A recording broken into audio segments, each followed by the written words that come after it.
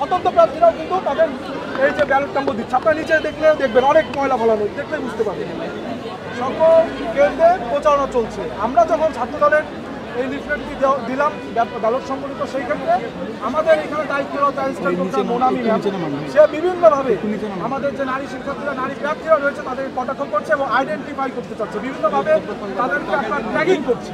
কিন্তু আপনার যারা স্বতন্ত্র প্রার্থী বা শিবির তারা যখন দিচ্ছে তাদের কোনো রকম কিন্তু প্রতিবাদ বা বাধা নেই।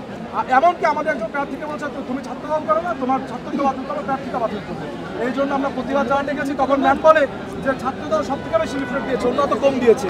কেউ কম দিক বা বেশি দিক, যদি নিয়মে থাকে আপনি দিতে দেবেন, নিয়মে না থাকলে আপনি কাউকে দিতে দেবেন না। কিন্তু আপনি প্রথমে দিতে দিলেন না আমাদেরকে, আপনার ভোটে 6 ঘন্টা পার হয়ে গেল, এরপর আপনার দিলে এখন আপনি বাধা দিচ্ছেন বা এখন বলছেন তাহলে এখন সবাই দাও, এর মানে কি? মোনালিসা হেভি ফ্লো 15 পিস প্যাকেটের সাথে 8 পিসের একটি প্যাকেট একদম ফ্রি। নির্বাচন এক নিয়মে চলবে, এক সময় এক নিয়ম, আমাদের তো নির্বাচনকে প্রভাবিত করবে। এই জন্য আমরা প্রতিবাদ করেছি, আর কিছুই না। এবং ওনাকে আমরা প্রশাসনিক কর্মকর্তা হিসেবে ওনাকে আহ্বান জানিয়েছি, নিরপেক্ষতা পালন করুন, পক্ষপাত দুষ্ট আচরণ যদি করতে মন চায় পদত্যাগ করুন। ওকে, রাজাকারের ঠিকানা হবে না, হবে না, হবে না।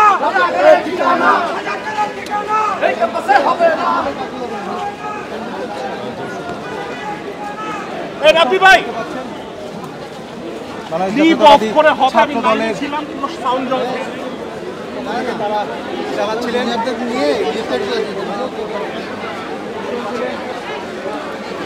ছাত্রদলের জিএস পদের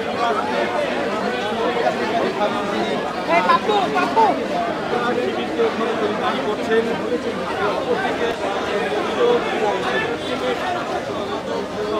কোনো প্রকার নিউক্লিয়ার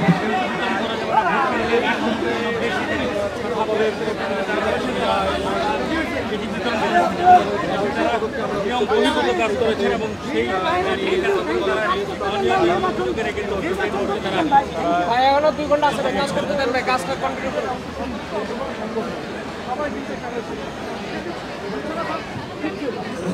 আমাদের বলে যে এমনকি আমাদের নারীরা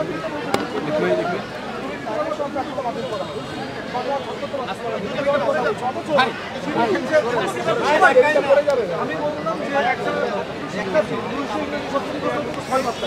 এই 10 দিনে 1293 জন এটা দিচ্ছে সকলে, তাদের জানো ব্যালট নম্বরটা জানে, এই জন্য সেখানে তো আপনি আমাদেরকে আমাদের সাংগঠনিকভাবে বাধা দিতে পারেন।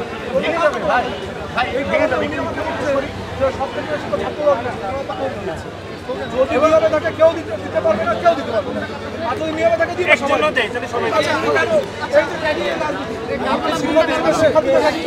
আমি একটু বলি আপনাদেরকে,